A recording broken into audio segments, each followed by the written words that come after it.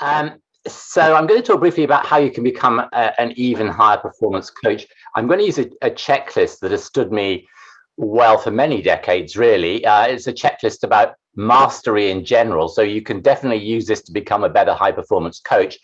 And you can even use it if you are a coach to help your coachees become masters in their fields as well. I developed this checklist from having looked at the old master painters. I love painting, but I also love the old masters. And I kind of looked at how they became old masters. So it seems to work in every field of endeavor to become a new master as well. Richard will have a link to to a longer description of this if you're interested. But the framework is, if I'm allowed to do this, just here. Don't know if you can see that. It's just a little checklist. So I'm just going to run through fairly quickly these 6 points here. These are the things that the old masters really did well, and that's what helped them to become masters. And I'll try to illustrate the relevance of coaching as well. The first of these is prior art. It's studying things that have happened before, perhaps even obsessively. So, for example, the hyperactive old master Theodore Géricault, who loved painting horses and actually died having fallen off one, but he sat down, he spent months in the Louvre Museum in France, slavishly copying earlier old masters like Rubens and Michelangelo, and even Rubens himself, spent time copying Leonardo's works. So this obsessive kind of getting into what have people found that works so far is really important. And what does that mean for you in terms of coaching and becoming a high performance coach? It's certainly more than just graduating from a coaching course and completing the required number of CPD hours. Perhaps it's, and I'm just going to offer some suggestions as we go through this, but it's really more for you to think about what these would mean for you. I don't know, getting a session with a top coach like Tony Robbins and trying to figure out exactly what he does, arranging fishbowl coaching sessions where you can see other coaches in action, learning about sports psychology, for example. How can that be applied to non-sports psychology? Whatever it is, the equivalent of Theodore Géricault sitting down and slavishly copying the Louvre, I think that's the thing to look for. Who are your experts? Who are your role models? And then to look at how they do it, learn and apply your skills. So that's the sort of prior art part of this. The next suggestion is about places, which is putting yourself in new situations where you can absorb new ideas, unexpected influences, meet new people.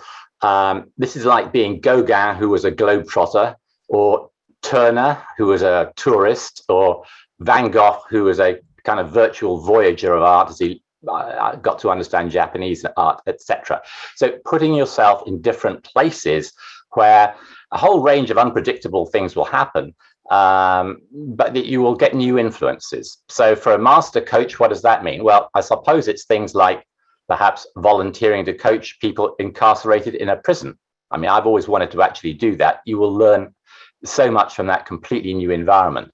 Or think about the organization that you'd love to coach in, but you haven't broken into yet. How could you get in there? Perhaps a pro bono activity to get into that new place.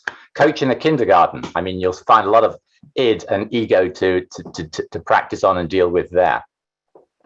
The third point is peers. Now, many of these old masters worked in communities where they could learn from each other and develop their mastery. One example of working with peers, of course, is this Zoom session today. But what are other ways you could learn from your peers? Perhaps set up a mutual informal supervision program with a number of your peers, some kind of buddy program to keep you online with your goals for developing your coaching skills. Perhaps a coaching book group. Don't know if they exist, probably should, where you once a quarter sit down with some peers and share some ideas on coaching. I'm sure you can think of many other ways, but this thing about learning from peers is definitely a way to become a master. How about patrons now? I mean, the old masters, these patrons played a very interesting mixed role of both customer and mentor, and they were very instrumental in helping the lowly painter become a master. They're crucial to our modern careers as well. So who are your patrons? Who are your advocates? Who are your ambassadors? How can you reach out to them? and show that you are someone that they will want to be a patron of. Somebody once said, your network is not who you know. Your network is not who you know. It's who knows you. And that's a different group of people, potentially. So how do you build your own brand and go about attracting patrons? It's definitely worth thinking about. Practice at the top there. Okay, given the time constraints, I won't go into detail here, but we've all learned about the 10,000 hours of practice needed to become a master. I think the main thing to point out is obviously that is deliberate practice. It's deliberate practice. It's about setting some stretching boundaries, some uncomfortable ones perhaps, so you can really stretch yourself there. I'm not going to go into that one in detail. And then finally, passion, or perhaps purpose, if you are lucky enough to have found yours. I think many people, it's a lifelong quest, isn't it, finding your purpose? But what is your passion and purpose as regarding coaching?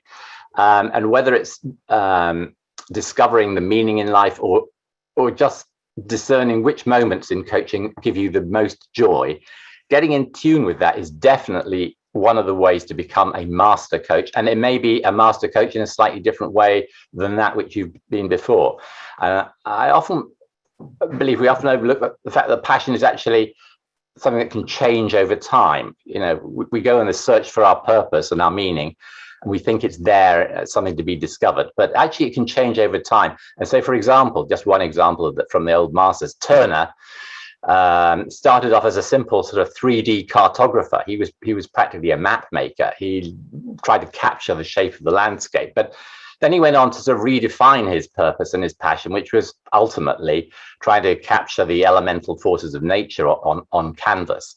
So only you can answer this question, but what is your passion in coaching, and how can you move your circle of activity to more overlap with your circle of passion?